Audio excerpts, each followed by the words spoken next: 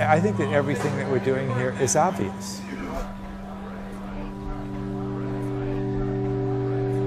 It's like Einstein said, it was easy to discover the theory of relativity. All I had to do was ignore a few basic axioms.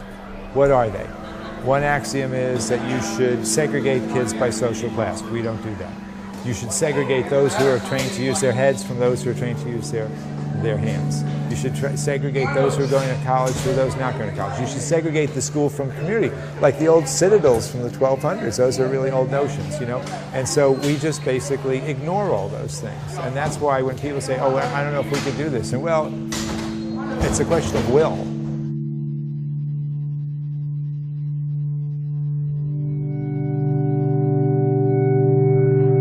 High-tech high is really a misnomer, okay? There's no course here in technology. So sometimes people think it's like ITT tech, you know, and it's not. And Tom Vander Ark from the Gates Foundation once early said high-tech high is a great liberal arts school in disguise. I've always loved that description of it. No, the purpose of technology is that they're tools, and the carpentry teacher in me feels that tools are sacred, and camera is a tool, just like a hammer is a tool, or a vice grip or anything else, and they're really great things to know how to use, because when you know how to use them, you can make things and do things and demonstrate to people. If you want it wider, you divide x by, so like 10. Ooh, that's perfect. I found this image by Ketovיות that I really liked, so then I kind of broke it down into all possible math, which I pretty much just isolated parabolas and cylinders. So then I wrote like a page of notes about it and then projected it on and made two different like compositions of my notes and then made the background. So I'm trying to emulate Ketovיות, but also incorporating a bunch of math.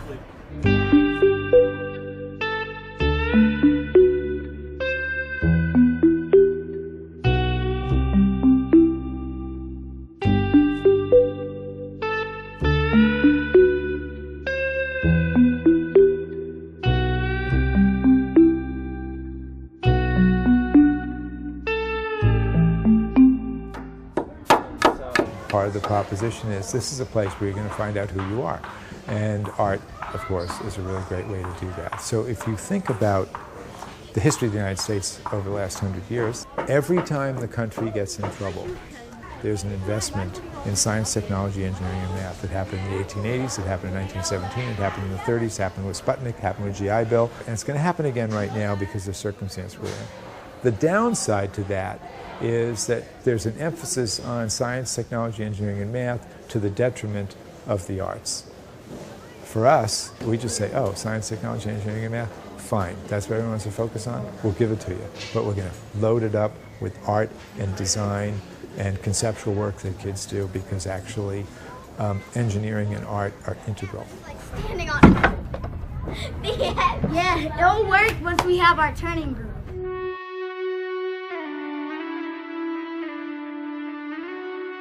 A few things that I think made this happen for me.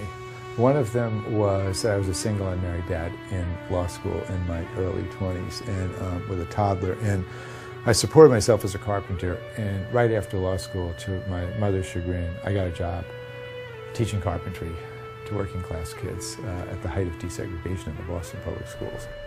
When you're doing carpentry, you're making things and you're doing things, and it's really easy to put the math, to put everything else in there. Like, why is a 2x4 1.5 by 3.5? Kids really want to know that when they're sophomores. Well, basically it's a lesson in capitalism, because they used to be 2x4s, and then they made the 2 inches 1 7/8, then they made them 1 3/4, and they made them 1 5/8, then they made them 1.5. So if you're doing a retro of a house, you can read how thick the wood is, and you'll know when the retro was done. That's one thing.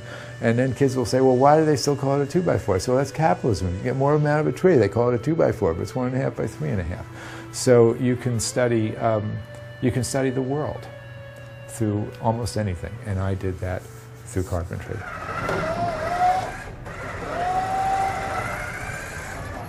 It takes about 6 weeks to build the robot. We don't just build the robot, we also compete as far as competition goes.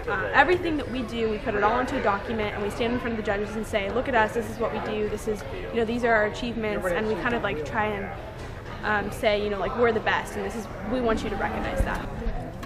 We've had a 1,000% increase in girls this year, which was really cool.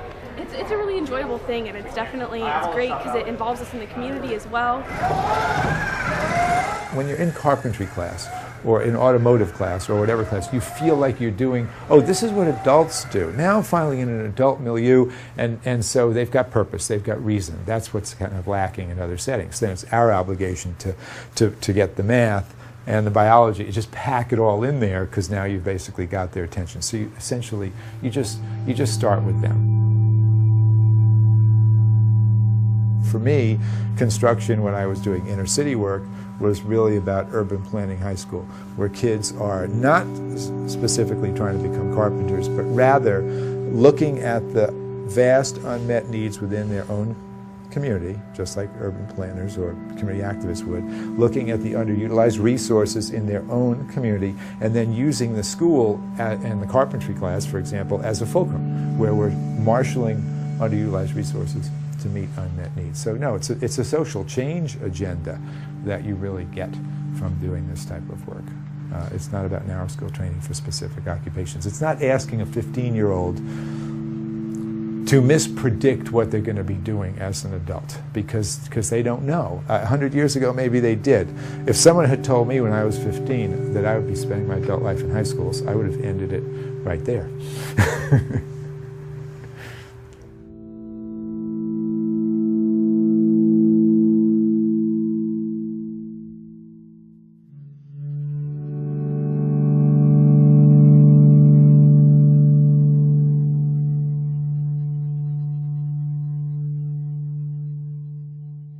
Because of carpentry, I really care about space. I've thought about space really a lot, and I'm accustomed to schools where the architecture gets in the way. And I didn't want a school where we were going to try to do things despite the architecture. So what I love about this building is when you approach it from the outside, it's just a box. And then you come in here and you go, whoa. People say, this doesn't look like a school. I love to hear that. That's one of my favorite things to hear. They say it feels like a startup, like an incubator, something like that. So that's why we have all this glass. Why do you have glass? We get to see what's going on in classes. Kids get to see what's going on with each other, and you get to look at student work. This is designed for exhibiting student work. This is about curation as much as anything else.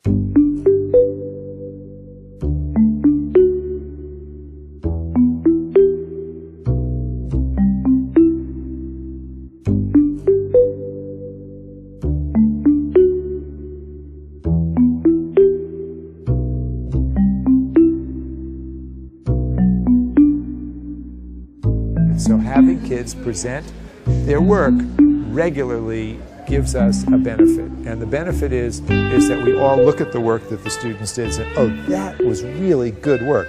That wasn't so good. Not looking backward, looking forward.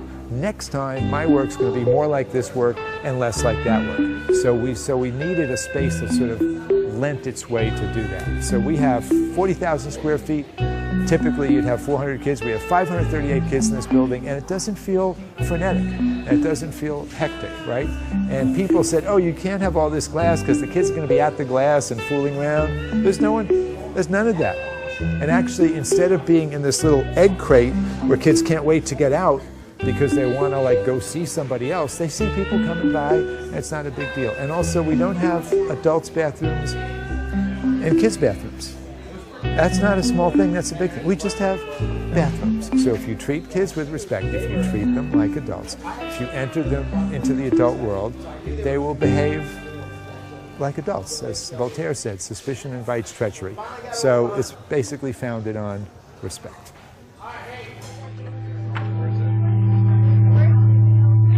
People always say, oh yeah, but this is really great, but would it just work with disadvantaged kids? And I say, well, what makes it easier for us and would make it easier for our country if we honored Brown versus Board of Education and we really had integrated schools. It's as advantageous for my kid to be with kids who are disadvantaged here as it is for the kids who are disadvantaged to be with my kid. And that's what it takes to create a society. That's the point of creating. That's when Jefferson said, the purpose of public education isn't to serve the public, the purpose of public education is to create a public. But it would be disadvantageous because it's more difficult when you've got kids who all go home and no one at the table went to college. So here we get the peer effect. We've reversed the peer effect. I got an example of that. I've got a dad who is a custodian at San Diego State who called me up, and his son got a full scholarship to a very elite private college and is just graduating. And he called me up weeping a little bit and said, remember what you told me when my son first came here 8 years ago? And I said, what was that? He said, you told me that he was going to be going to college. And I asked you what I needed to do. And you told me nothing. And you told me that we'd reverse the peer effect. And the pressure, the social pressure here is, you're going to college. Where are you going to college? So that makes it easier here than if we were, for example, right in the middle of Compton, where we only had the have-nots and none of the haves. And it's not because the haves are more, there's nothing more virtuous about them. It's just that it's beneficial to have an integrated school. I think that public education is our most precious public institution. Everybody knows that education is the one intervention that can most elevate you above social disadvantage more than anything else, and yet it's the least changed public institution in American society. That's the paradox that we deal with, and I hope that we come to terms with it. I really do.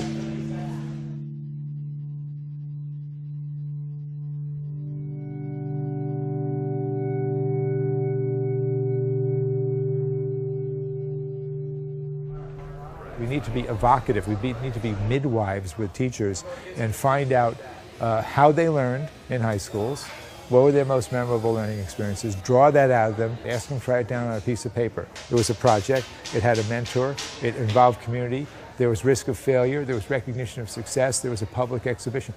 Well, this didn't come from the central office, this didn't come from the state legislature. We just asked you how you learned best, and you are describing precisely what we think would be a really good idea. How, respectfully, I would like to ask you, does this comport with the way that you teach? What's stopping you from doing this? Come from within and go out. And also ask teachers and work with teachers as I have in traditional schools. So what do you love to do outside of school? Oh, that's what you love to do? Bring it in, integrate it. Integrate it. As Hegel said, you could argue from any X to any other X in the universe. We can connect what you really love to do with the subject you need to teach, then you'll be more passionate. I mean, it comes to a definition of rigor. I think one misapprehension of rigor is that it's more content. A more nuanced misapprehension of rigor is that it's increasingly complex content. I would argue that rigor is being in the company of a passionate adult who is rigorously pursuing inquiry in the area of their subject matter and is inviting students along as peers in that adult discourse. That's rigor. That's why I say to teachers, you want to know how we know whether you're a good teacher or not? The sophistication of your kids' work. If your kids are producing work that's worth doing and that has lasting value and learning that's worth learning, you're a good teacher.